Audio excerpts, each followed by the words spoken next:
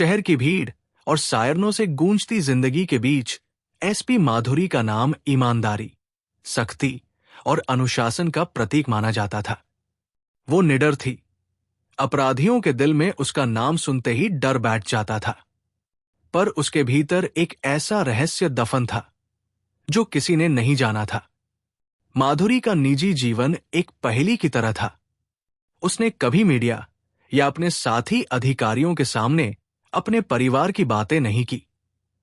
लोग बस इतना जानते थे कि उसका पति एक साधारण सा व्यक्ति है, अरुण, जो सड़क किनारे पंचर बनाता है, मोटर बाइक के टायर ठीक करता है और अक्सर ग्रीस में सना हुआ नजर आता है। पुलिस स्टेशन के जवान जब भी उसे देखते तो आपस में फुसफुसाते, सोचो, एसपी मैडम का पति यह है, ऐसा आदमी जो दिन भर सड़क पर काम करता है। पर माधुरी ने कभी किसी को जवाब नहीं दिया। वो मुस्कुरा देती और कहती, हर इंसान का काम उसकी पहचान नहीं होता, उसका दिल होता है। लेकिन जो दुनिया को नहीं पता था वो ये था कि अरुण का असली नाम अरमान था, एक पूर्व गुप्तचर अधिकारी जिसने कई साल पहले एक खतरनाक मिशन के दौरान अपनी पहचान मिटा दी थी। उसे मृत मान लिया गया था, पर वो जिंदा था और एक नई पहचान के साथ जी रहा था। अरमान ने अपनी नई जिंदगी एक साधारण पंचर वाले के रूप में शुरू की, ताकि वो उस अपराधी संगठन के करीब रह सके जिसने कभी उसे धोखा दिया था। उसने सब कुछ गुप्त रखा, यहां तक कि अपनी पत्नी एसपी माधुरी से भी। वक्त बीतता गया और दोनों की जिंदगी अपने अपने रास्ते चलती रही। माधुरी दिन में कानून के लिए लड़ती और अरुण रात में अपने मिशन को आगे बढ़ाता। लेकिन किस्मत का लिखा कोई नहीं बदल सकता। एक दिन शहर में हुए एक बड़े बम धमाके ने पूरे पुलिस विभाग को हिला दिया। माधुरी को जांच सौंपी गई और जब उसने सबूतों की कड़ियां जोड़नी शुरू की तो एक नाम बार बार सामने आने लगा, अरुण। पहले तो उसे विश्वास नहीं हुआ, लेकिन जैसे जैसे जांच आगे बढ़ी रहस्य की परतें खुलती गई।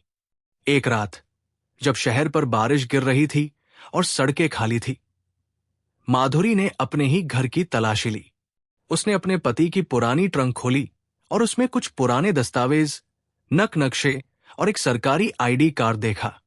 नाम था अरमान मल्होत्रा, रॉ एजेंट, लापता। उसका दिल कांप उठा। वो समझ गई कि उसका पति वही एजेंट है जिसे कभी देश ने शहीद मान लिया था। लेकिन सवाल यह था, क्या वो अब भी देश के लिए काम कर रहा है या दुश्मनों के लिए? जब अरुण घर लौटा तो उसे महसूस हुआ कि अब सब उजागर हो चुका है। उसने माधुरी की ओर देखा और दोनों के बीच एक गहरी खामोशी फैल गई। बाहर बिजली चमक रही थी और हवा में बारिश की गंध थी। अरुण ने धीमे स्वर में कहा, मैंने जो कुछ किया वो तुम्हें और इस देश को बचाने के लिए किया। अगर सच बता देता तो मेरा मिशन खत्म हो जाता। माधुरी की आंखों में आंसू थे, लेकिन उसकी नजरों में अब भी वही सख्ती थी। उसने कहा, तुम्हारा मिशन शायद सही था, लेकिन तुम्हारा झूठ मुझे तोड़ गया। अगली सुबह पुलिस मुख्यालय में खलबली मच गई।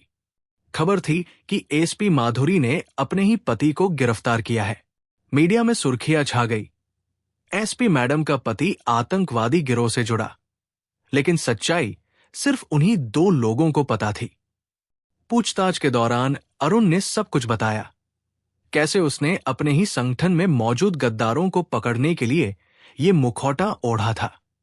उसने देश के लिए अपनी पहचान, प्यार और जीवन सब कुर्बान कर दिया था।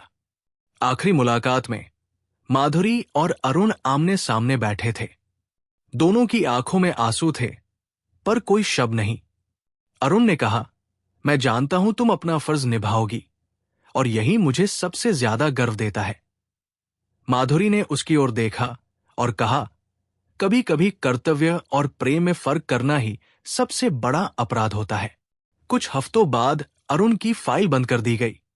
सरकार ने उसे मरणोपरांत सम्मान दिया और एसपी माधुरी को उसकी बहादुरी के लिए पदक मिला। लेकिन उस पदक से ज्यादा भारी उसका दिल था। उसने अपने डेस्क पर अरुण की पुरानी तस्वीर रखी, वही मुस्कुराता चेहरा जो अब सिर्फ यादों में था। लोग कहते हैं आज भी जब पुलिस मुख्यालय की छत पर सुबह की हवा बहती है तो दो परिंदे साथ उड़ते हुए दिखते हैं, एक मजबूत, एक कोमल, जैसे दो रूहें अब भी एक दूसरे से बंधी हैं, कर्तव्य, प्रेम और रहस्य की सीमाओं से बहुत परे।